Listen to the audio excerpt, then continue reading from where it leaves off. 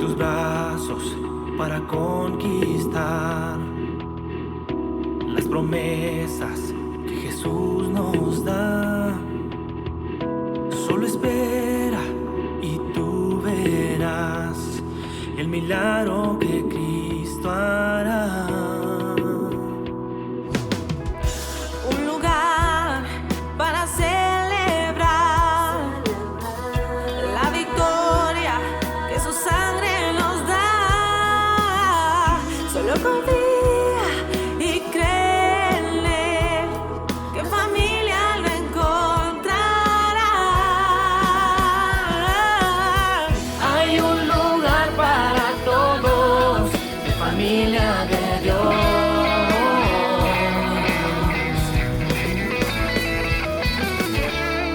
En familia de Dios.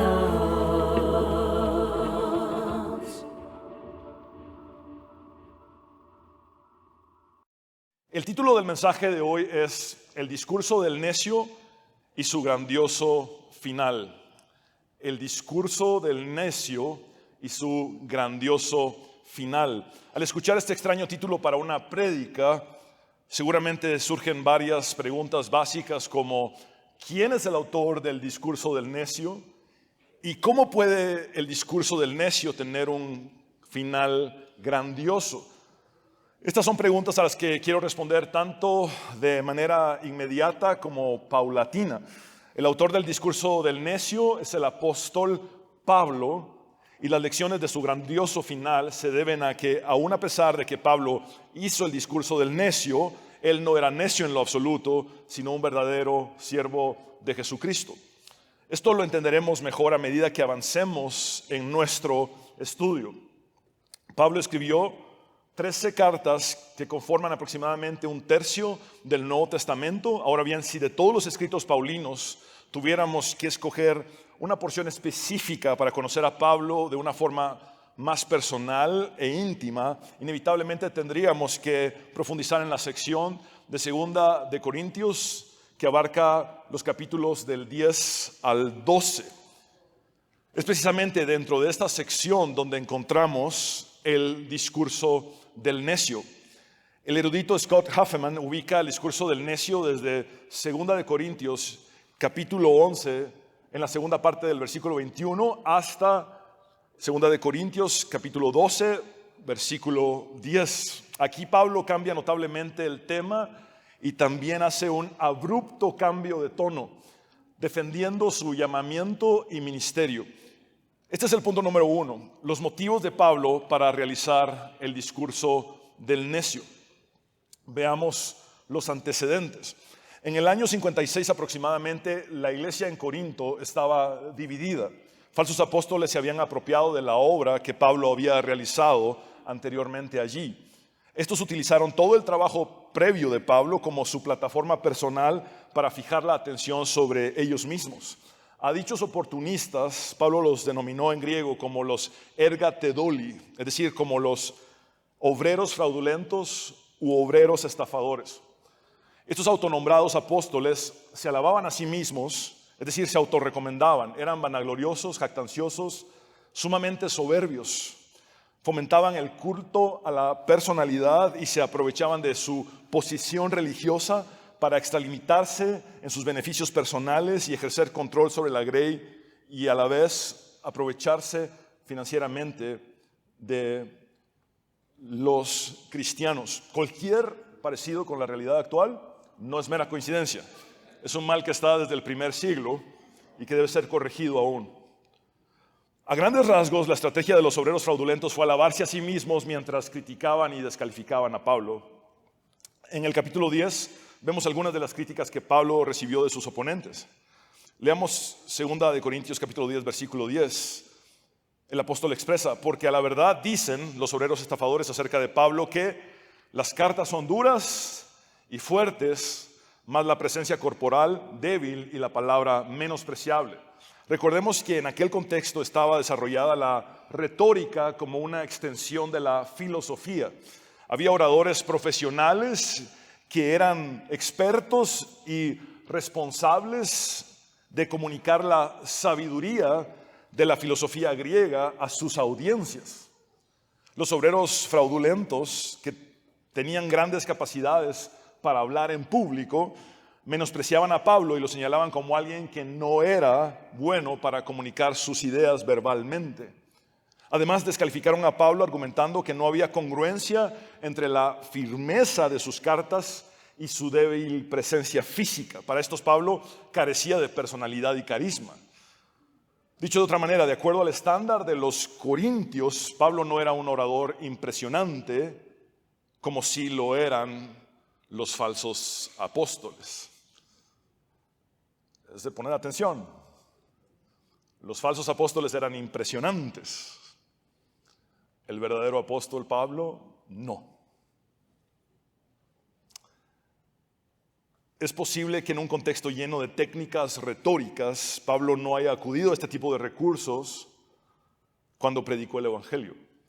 Esto demuestra que fue por el poder de Dios y no por la capacidad de oratoria de Pablo que el mensaje permaneció y trascendió como la verdad divina a través de los siglos hasta nuestros días.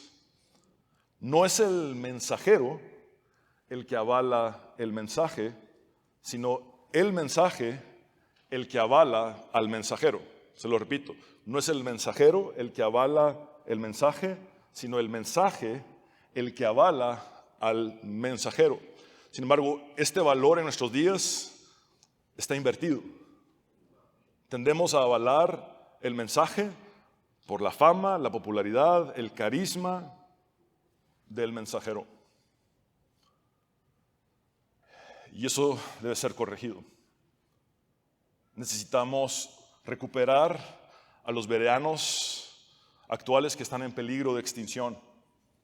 Aquellos bereanos que en tiempos bíblicos, teniendo a Pablo enfrente, lo cuestionaban y volvían a sus casas a corroborar si lo que Pablo les había predicado estaba conforme a las Escrituras o no.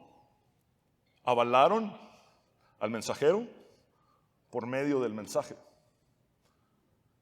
Por eso yo les ruego, cuestiónenme, les ruego, no me crean con facilidad.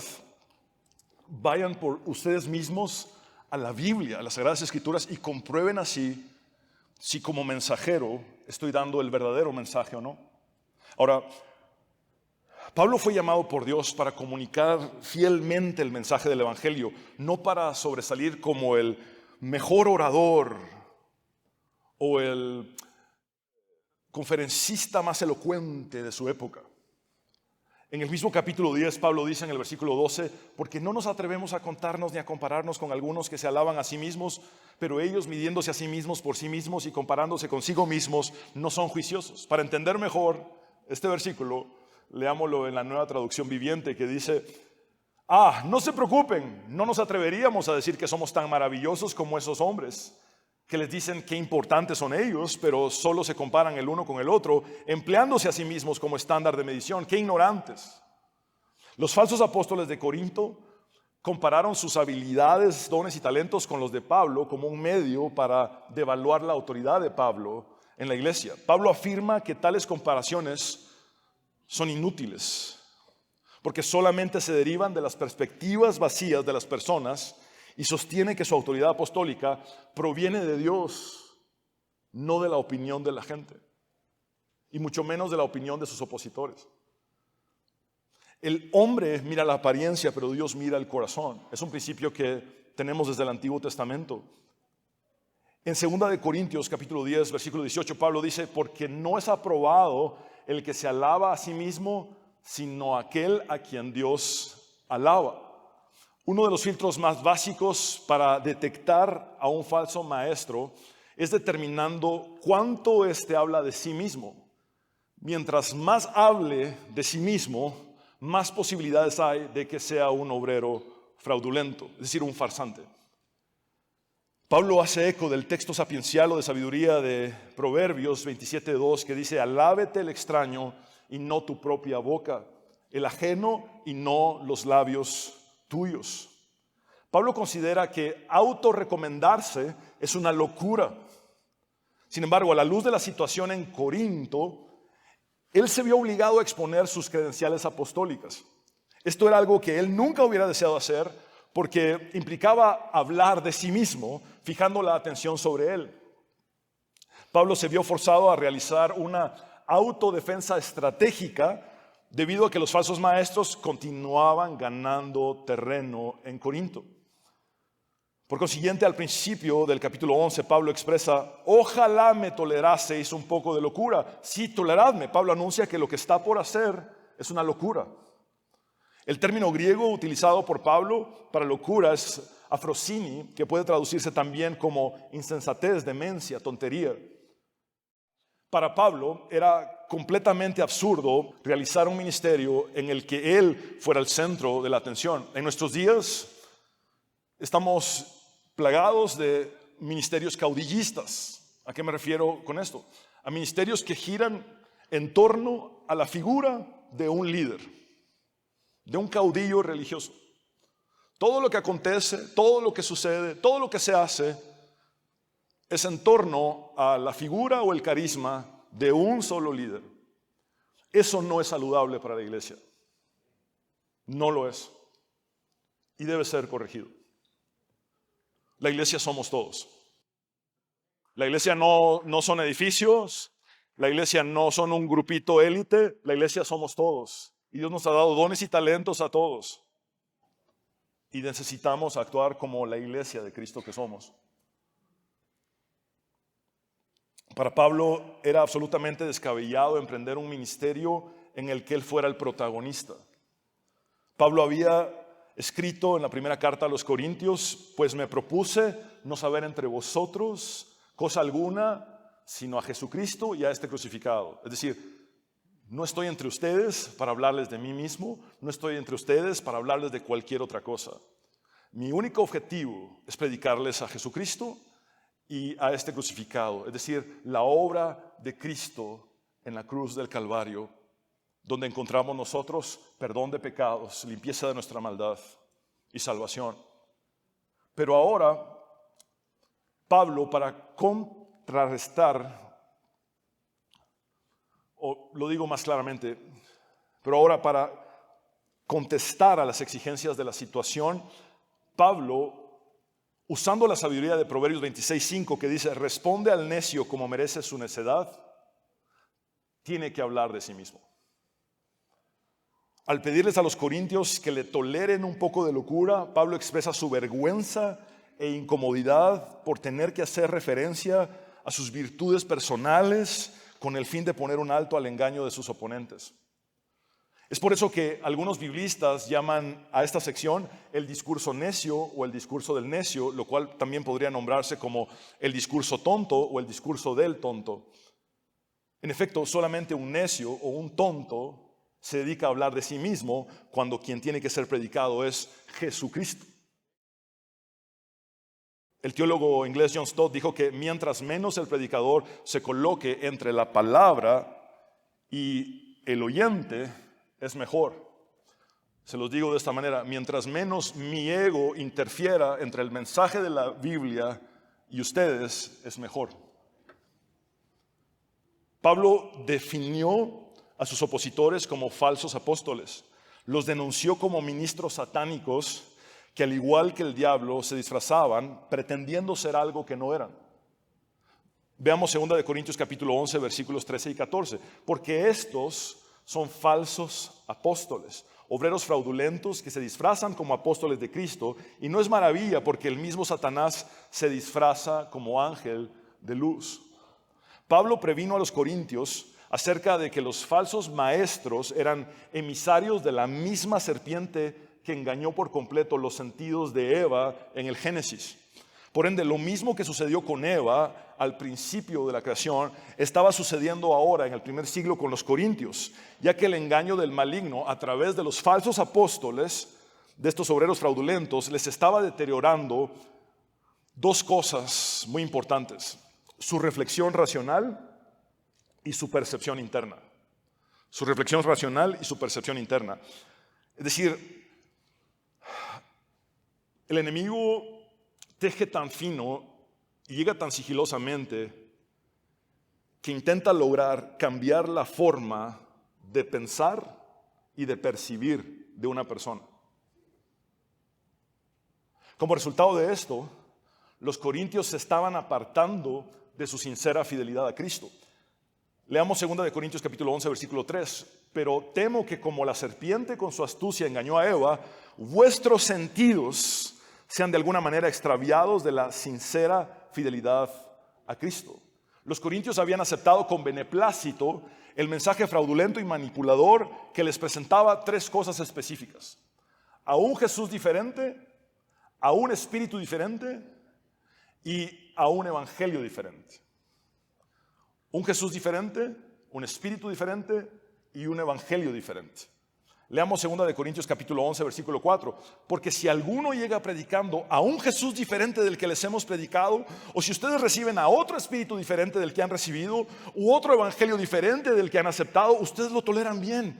Pablo expresa su preocupación y su indignación por la gran acogida y aceptación que tienen los falsos maestros con su mensaje de completo engaño. Predican un absoluto engaño y reciben aplausos y pleitesía de su audiencia. En Corinto, las personas estaban explotando los dones espirituales con el fin de obtener poder e influencia. Por dicho motivo, Pablo también podría estar insinuando que había manifestaciones sobrenaturales que no provenían de Dios, sino del maligno y del engaño humano. Mi profesor Craig Blomberg observa acertadamente que se nos recuerda que las señales y las maravillas pueden provenir de fuentes distintas a Dios, incluyendo tanto el mundo demoníaco como la manufactura humana.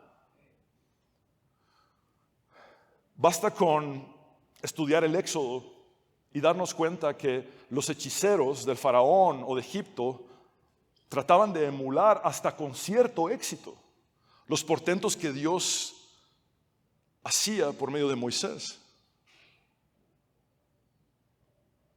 Martín Lutero, el reformador, dijo que cualquier enseñanza que no se encuadre con las Escrituras debe ser desechada aunque haga llover milagros todos los días.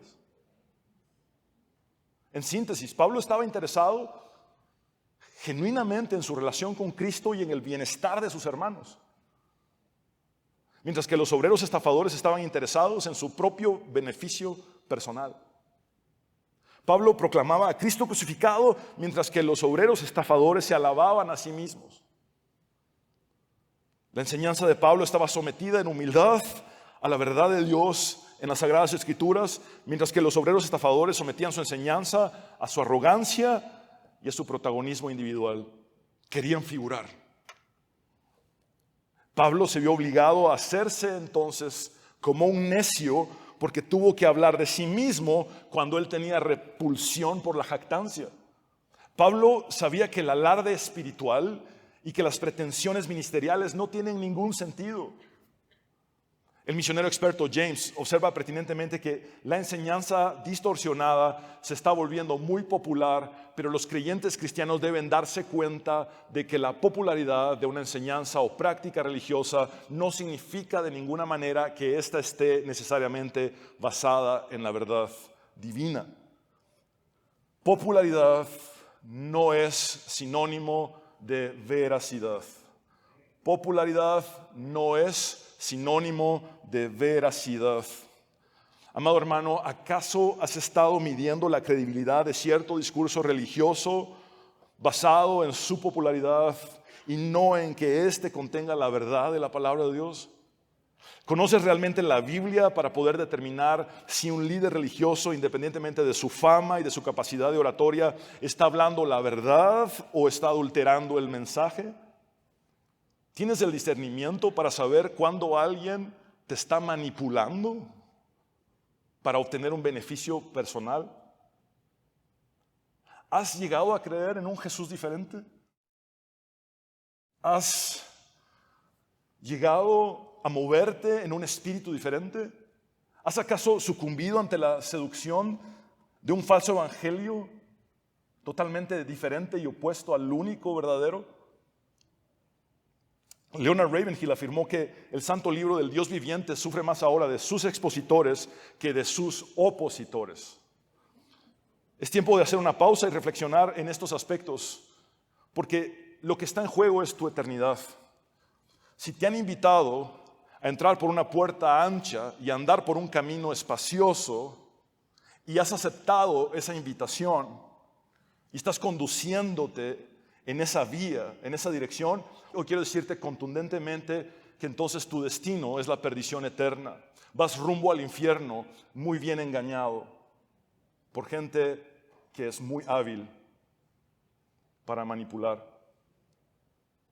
Jesús mismo dijo que son pocos los que entran por la puerta estrecha y los que andan por el camino angosto que lleva a la vida, a la salvación eterna. Estamos hablando de cristianismo, no de farándula religiosa. Estamos hablando de cristianismo, no de celebridades religiosas. La charlatanería ingeniosa no es palabra de Dios. La charlatanería ingeniosa que mueve masas no es palabra de Dios. La palabra de Dios está contenida en las Sagradas Escrituras, pero Satanás es incluso capaz de citar las Escrituras al autor de las Escrituras en el desierto para tentarlo. Aún los demonios tiemblan y creen. Muchos han caído en interpretaciones equivocadas de las Sagradas Escrituras y se requiere de mucha responsabilidad. Santiago dijo que los maestros seremos juzgados de una forma mucho más severa por Dios. Y yo estoy esperando ese juicio. Punto número 2, el contenido del discurso del necio. El erudito Scott Huffman, como se los dije ya, ubica este discurso en el capítulo 11, en la segunda parte del versículo 21, hasta el capítulo 12, versículo 10. Aquí Pablo tiene como fin evidenciar la arrogancia de los falsos maestros, mostrando que él hubiera podido con mucha facilidad jugar el mismo juego que ellos. Pablo hubiera podido acudir a los mismos trucos religiosos, a las mismas artimañas demagógicas para manipular que utilizaron sus oponentes, pero él se resistía a hacerlo. Finalmente, Pablo asume estratégicamente el papel del necio para probar y demostrar que los falsos apóstoles no eran más que eso, necios. Pablo se vio forzado a hablar de su ascendencia judía, que era impecable. Veamos esto en el capítulo 11, versículo 22. ¿Son hebreos? Yo también. ¿Son israelitas? Yo también. ¿Son descendientes de Abraham? También yo. A continuación, Pablo resalta que aun cuando había sido etiquetado como débil por sus oponentes, realmente él había resistido con firmeza los grandes embates y sufrimientos que como apóstol de Cristo había tenido que enfrentar, y además afirma que su trabajo había sido más arduo y laborioso que el de cualquier otro. Y dice, ¿son ministros de Cristo?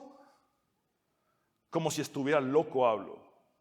Noten cómo Pablo aclara que está asumiendo el papel de un necio al hablar de sí mismo y jactarse. Y continúa diciendo, yo más, en trabajos más abundante, en azotes sin número, en cárceles más, en peligros de muerte muchas veces. Además, Pablo tuvo que hablar de visiones y revelaciones sobrenaturales que había experimentado, relatando una historia que había callado por casi una década y media, en la que fue arrebatado hasta el tercer cielo. Aquí Pablo no soporta hablar de sí mismo en primera persona y acude a la tercera persona singular.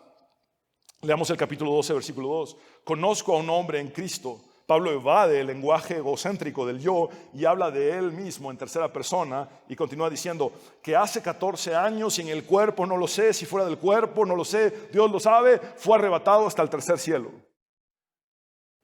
Hasta aquí Pablo ha respondido al necio como merece su necedad.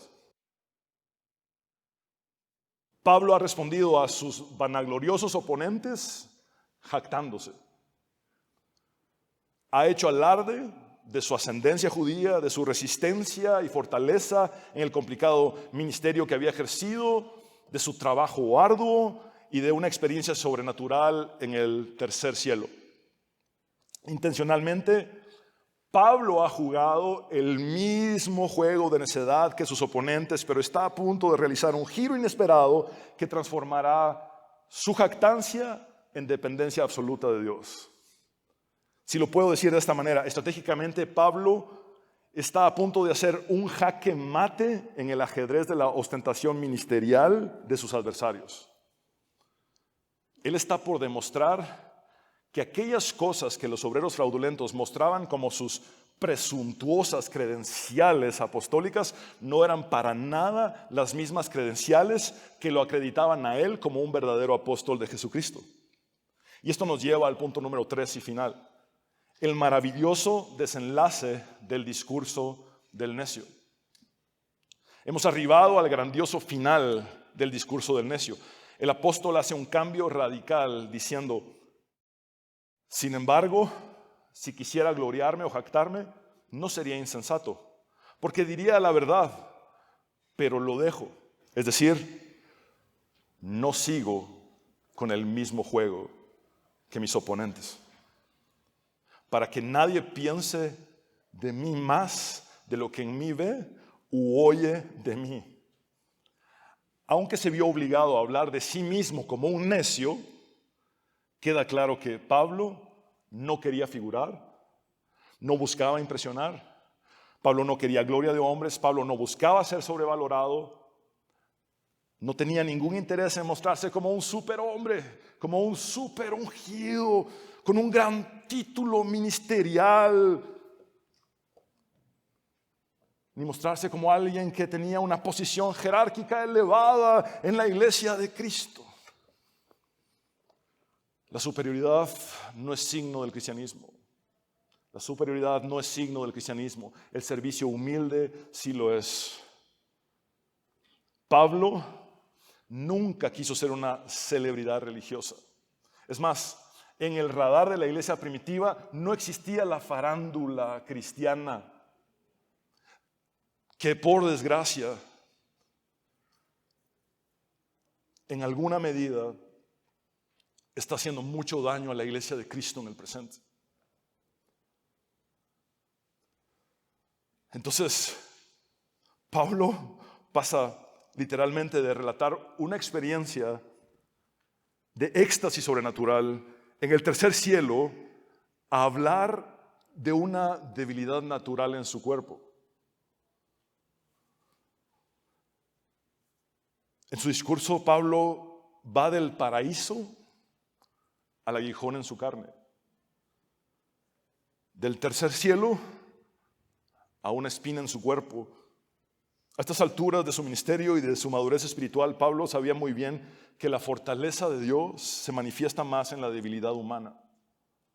Se lo repito, a estas alturas de su ministerio y de su madurez espiritual, Pablo sabía muy bien que la fortaleza de Dios se manifiesta más en la debilidad humana. Pablo dice en el capítulo 12, versículo 7, y para que la grandeza de las revelaciones no me exaltase desmedidamente, me fue dado un aguijón en mi carne, un mensajero de Satanás que me abofetee, para que no me enaltezca sobremanera. Pablo reconoció que necesitaba algo que le recordara constantemente que aun cuando había tenido grandes logros ministeriales y revelaciones, él seguía siendo un pecador redimido, un siervo inútil, un pobre en espíritu que estaba necesitado desesperadamente de Cristo. No sabemos con exactitud cuál fue el aguijón de Pablo o la espina en su cuerpo, pero sí podemos concluir que era algo que le atormentaba continuamente, un martirio físico constante. Haeckel ha argumentado que la falta de información acerca del aguijón es intencional, ya que a Pablo no le interesaban los diagnósticos médicos de su debilidad, sino su origen teológico. El aguijón de Pablo era una experiencia dolorosa y humillante que causaba en él una vulnerabilidad que el diablo aprovechaba para atacarlo constantemente. Sin embargo, Dios seguía cumpliendo su propósito en Pablo por medio de este aguijón. Inevitablemente surge la siguiente pregunta, que podría parecer ser complicada, pero que realmente no lo es. ¿Cómo puede haber sido el aguijón de Pablo dado por Dios y a la vez ser un mensajero de Satanás. ¿Cómo pudo haber sido el aguijón de Pablo dado por Dios y a la vez ser un mensajero de Satanás? Recordemos que el propósito del aguijón fue preservar la humildad, la sencillez y el enfoque de Pablo en la gloria de Dios. En realidad, Dios, para cumplir con su propósito soberano y manifestar su poder en Pablo, permitió que Satanás lo afligiera. Tal es la grandeza de Dios que usa a Satanás para deshacer los propósitos del mismo Satanás. Este es un principio que podemos rastrear al mismo libro de Job. En la teología de Job vemos esta verdad que se refleja también en la vida de Pablo.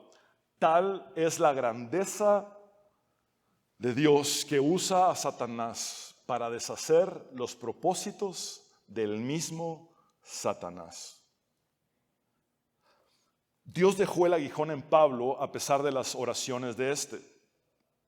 Pablo entendió que la soberanía de Dios estaba por sobre sus deseos personales.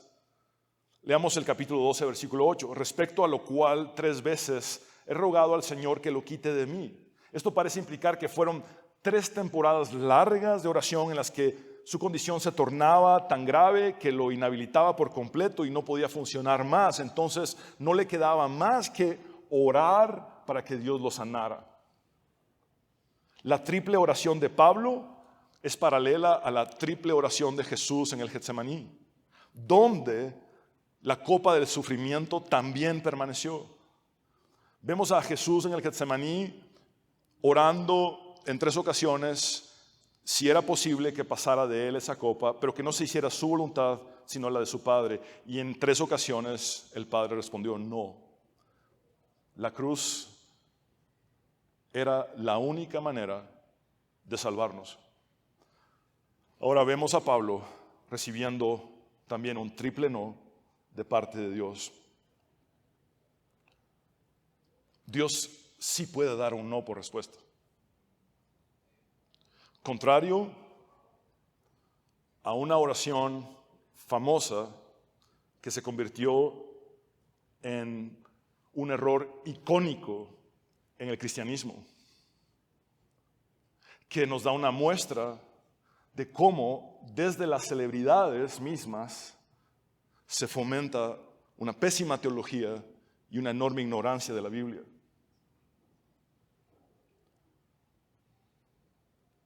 Y nuevamente insisto, a veces puedo sonar muy directo, pero es ahora o nunca. El aguijón fue el medio para que Pablo conociera la gracia todo suficiente de Dios. Veamos los versículos 9 y 10. Y el Señor me ha dicho, no quiero complicarlo, pero el tiempo perfecto en el griego indica la aceptación completa por parte de Pablo de la respuesta concreta de Dios. El no de Dios era definitivo para Pablo. Él ya lo había aceptado. Las palabras de Cristo para Pablo fueron, bástate mi gracia. Esto implica la todo suficiencia de la gracia de Cristo que posee una fuerza infalible para toda circunstancia que atravesamos en la vida. El sentido es, Pablo, conténtate con mi gracia. Pablo, date cuenta cómo mi gracia es suficiente. Cuánta misericordia de Dios que acompañando a un no o a un triple no, da la totalidad de su gracia.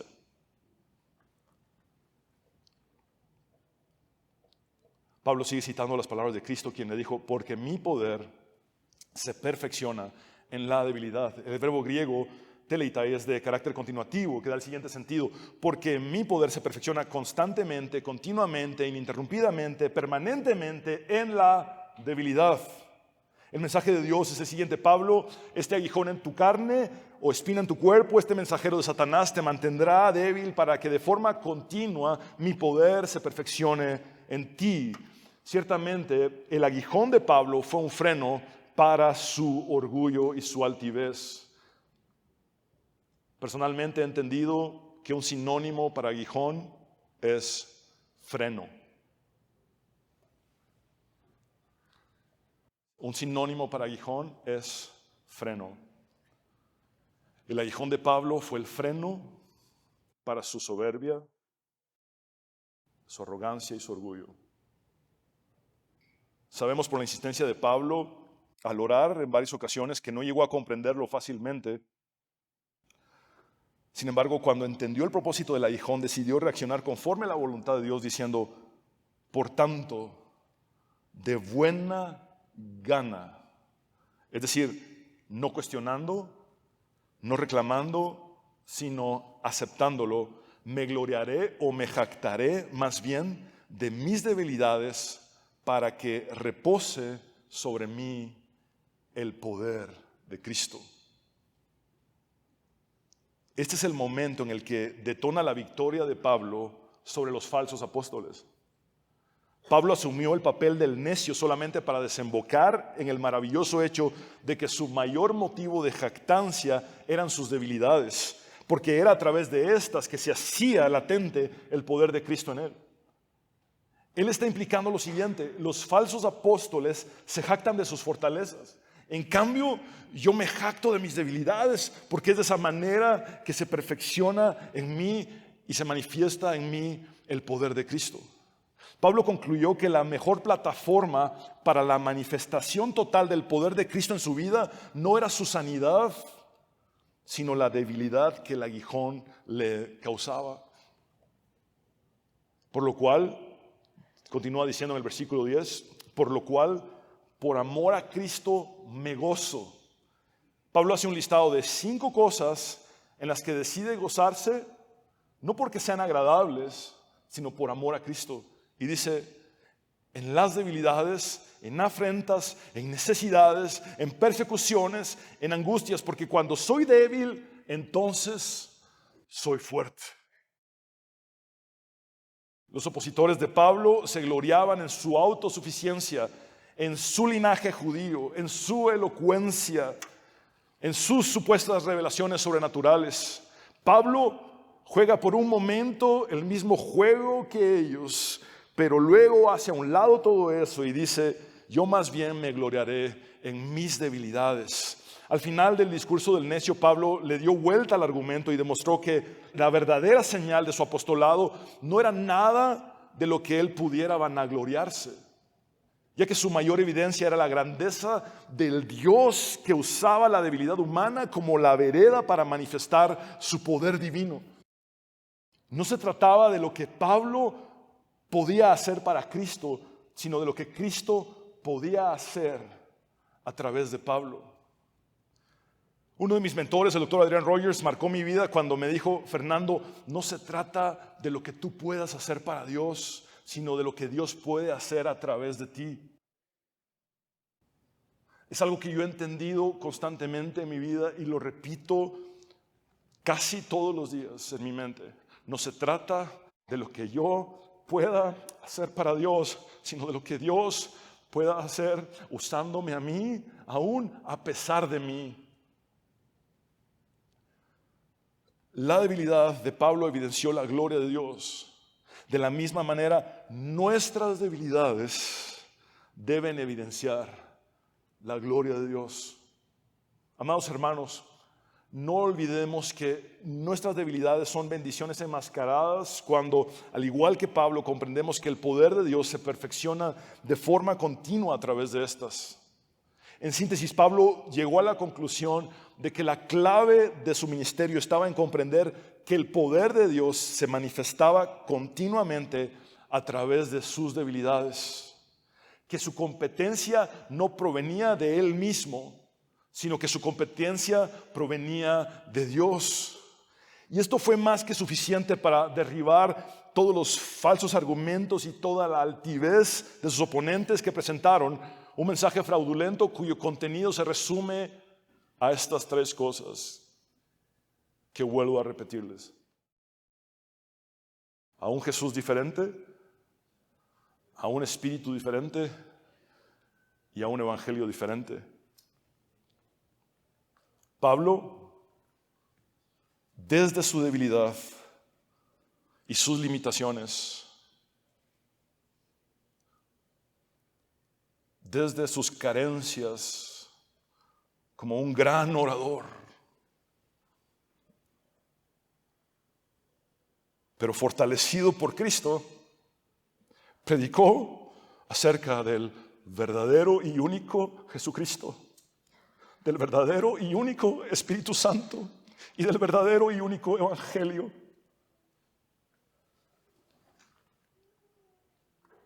La dolencia física del apóstol Pablo era realmente la cura preventiva para una enfermedad espiritual aún más debilitante llamada orgullo. Proverbios 16-18 dice: después del orgullo viene la caída, tras la arrogancia el fracaso. Sin ese aguijón en su carne, Pablo hubiera caído y fracasado. Amados hermanos, nuestras debilidades y aguijones en las manos de Dios funcionan como salud espiritual preventiva e incluso en algunos casos como salud espiritual correctiva. Quisiera dedicar esta prédica a todos aquellos que se han descartado a sí mismos para servir a Dios por causa de una enfermedad, de alguna debilidad o de algún aguijón. De Pablo aprendemos que un aguijón no es incompatible con el impacto de un ministerio. Un aguijón no es incompatible con el impacto de un ministerio.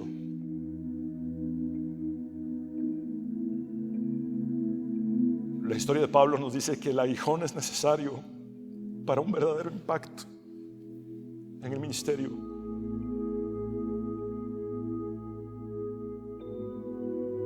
Se lo repito, la historia de Pablo nos dice que un aguijón es necesario para tener un verdadero impacto en el ministerio que Dios nos ha encomendado.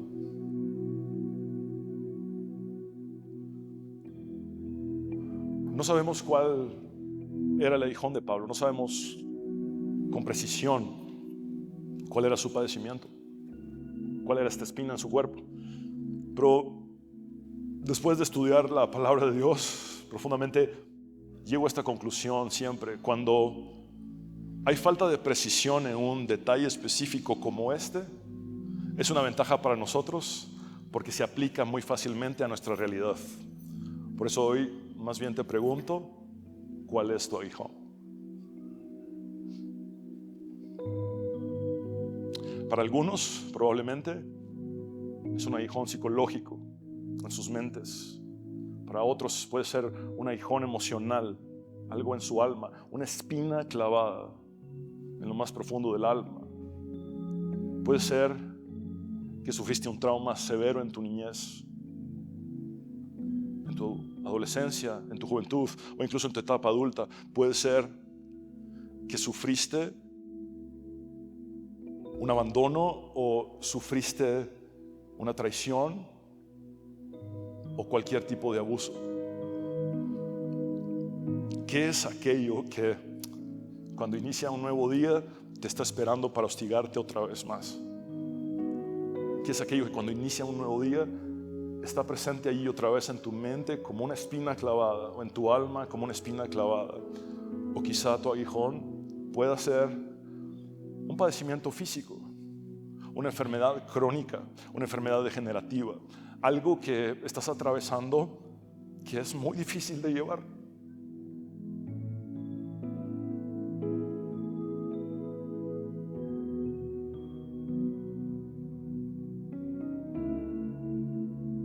El hecho de que tu aguijón sea quitado de ti o no descansa en las manos de Dios.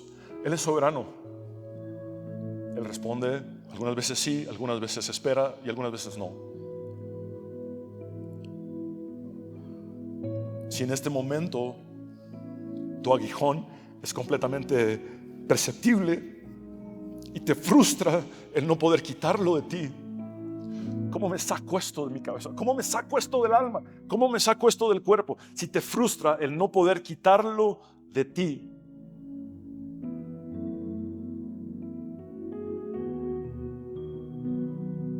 hoy quiero decirte que que aunque no lo puedas quitar, sí puedes cambiar la forma en la que lo entiendes.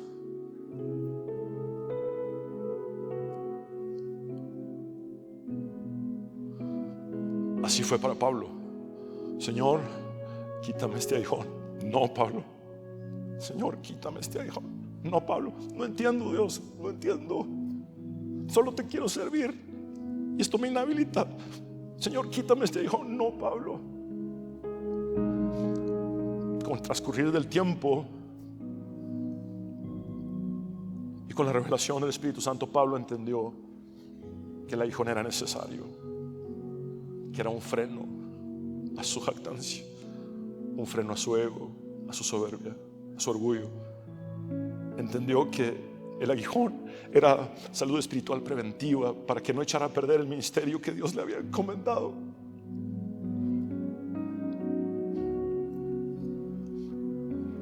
Y entonces no lo pudo quitar, pero sí pudo entender cuál era el propósito de Dios para él en ese aguijón.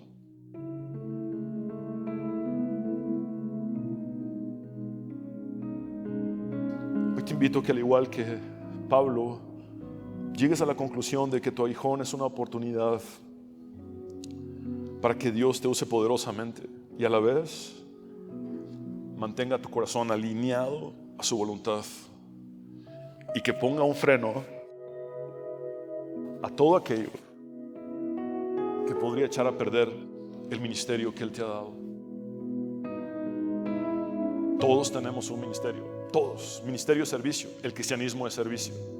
Basta con ver Juan 13 y ver en el relato de Juan 13 al mismo Dios encarnado haciendo el trabajo de un esclavo, lavando los pies de sus discípulos. Eso es cristianismo.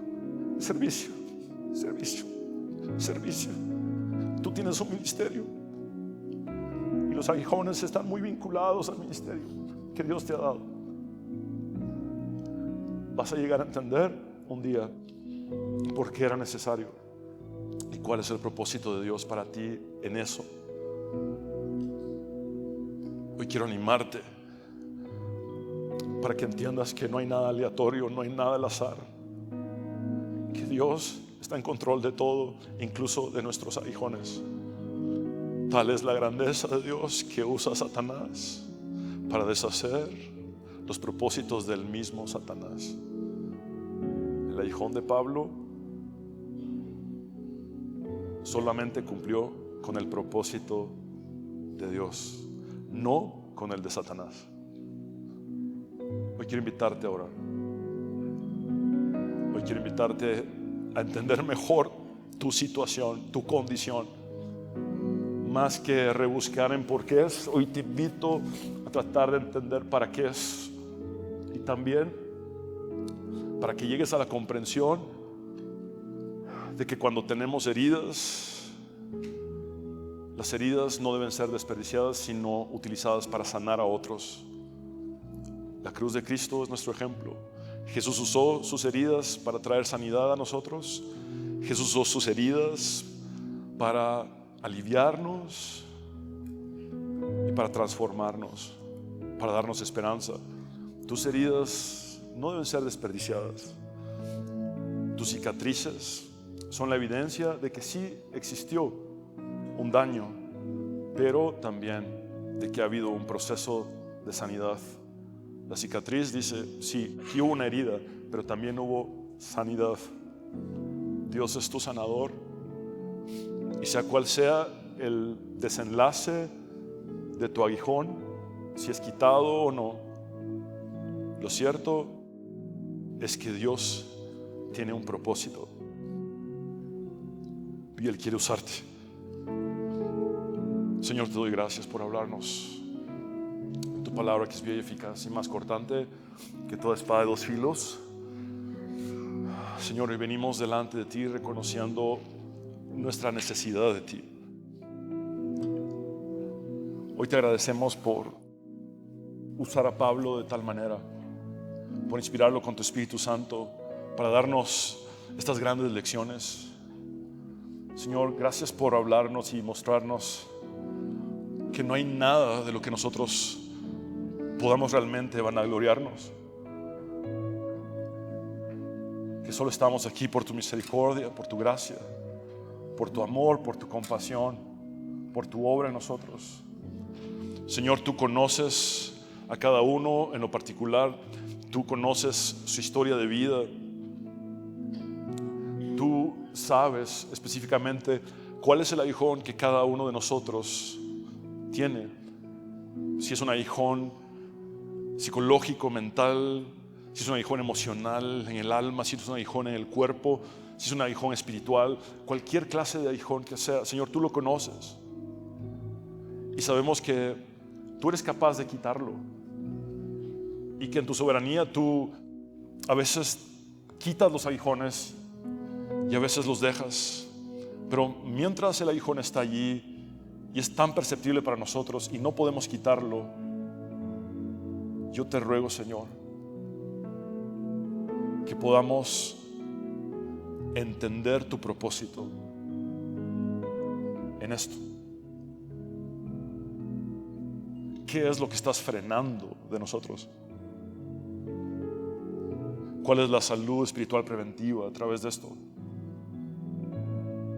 ¿Cuál es tu plan? Señor, gracias por no permitir que Pablo echara a perder las cosas. Y hoy podemos predicar un tema como este porque Pablo permaneció centrado en tu gloria y no en su vanagloria. Gracias, Dios, por mis hermanos. Úsalos para tu gloria. Henos aquí, Señor. Envíanos a nosotros. Somos tu iglesia. Queremos servirte. A ti sea la gloria, Padre, Hijo y Espíritu Santo. Quiero hablar contigo, hombre y mujer, que necesitas entregar tu vida a Jesús.